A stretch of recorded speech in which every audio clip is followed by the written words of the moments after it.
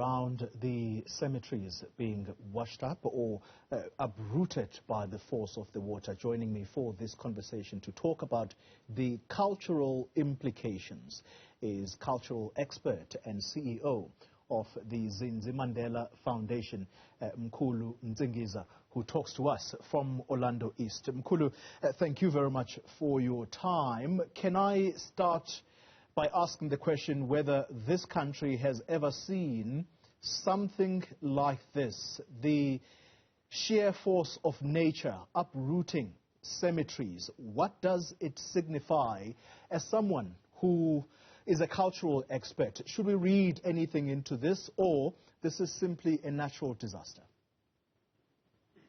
Oh, Chogoza Kesha. It has happened, before. Khona lapho eNatal, I think a couple of years ago, a similar thing happened. And for us as African people, if such thing, happen, we have to look deep into the spiritual, side of things. Because normally when graves are uprooted like this, it signifies the anger, of our ancestors. There are so many things that we need to appease our ancestors, for. So it's for us, the direction is there. What is it that we have done that, the anger of the ancestors can actually uproot, some of the bones of those, that the loved ones, that were buried there. Yeah. And then the process, Mkhulu Nsingiza, the process of trying to rebury these remains that have now been uprooted. What is the process? Customarily, traditional, you name it. I think, personally, those that are affected, there's got to be some appeasement, that is done.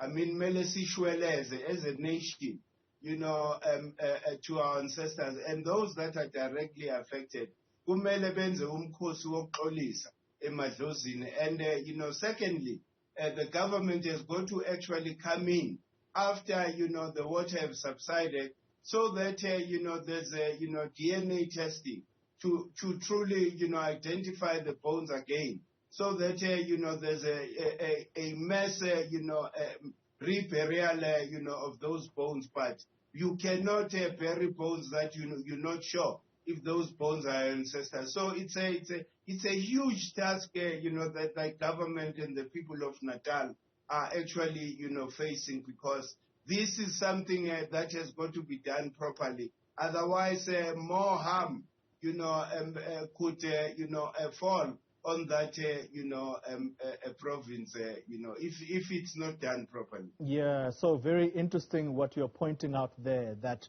as much as there is the traditional side of things that will need to be done by the affected families whose loved ones remains would have been washed up, that process will have to work hand in glove with the scientific process of trying to identify the bones and make sure that the bones that remain that belong to their loved one are the correct bones that go into a particular grave.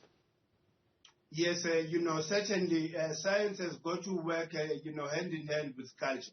And just to bring in the cultural aspect, remember that in the African calendar, this is the month of Nomkhubulwane or Oset. This season that we are in, it ends on the 23rd, of April. It is governed, by the female energy, the energy that is responsible for the water, the tides and everything. And that female energy controls even our emotions, because it controls the water, it controls the tides in the ocean. So we've got to make appease, uNomkhubulwane, because certainly we were there at Bayville, about 2 weeks ago or 3 weeks ago on the 21st to go and acknowledge uNomkhubulwane. So after all this, it means that there's definitely something wrong that we as African people have got to do as a collective to appease our ancestors. Mkhulu Nsingiza, that's the cultural expert and CEO of the Zindzi Mandela Foundation. Thank you very much.